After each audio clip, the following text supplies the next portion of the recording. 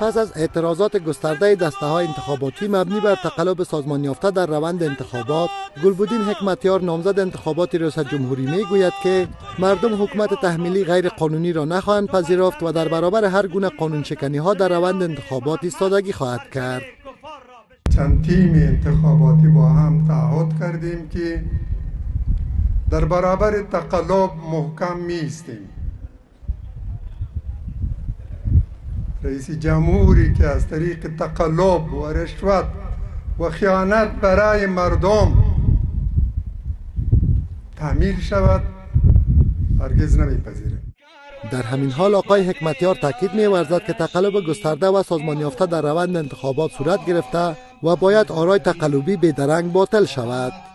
ما راه انتخابات را تجربه کردیم. در بدترین شرایط در انتخابات شرکت کردیم. اقتدار، امکانات، وسایل دولتی، پرسونل، اداره های دولتی در مرکز، در ولایات، در ولسوالی ها همه در خدمت حریف و رقیب ما. 1,200,000 رای تقلبی را در صندوق ها ریختند.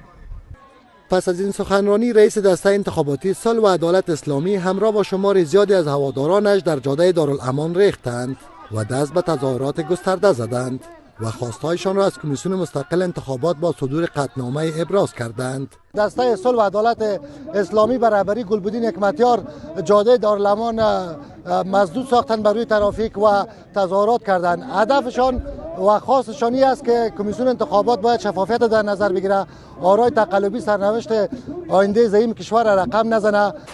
آقای حکمتیار هشدار می‌دهد که اگر به خواستهای قانونی آنان رسیدگی نشود، از هر گزینه‌ای در برابر قانون شکنی ها کار خواهد گرفت.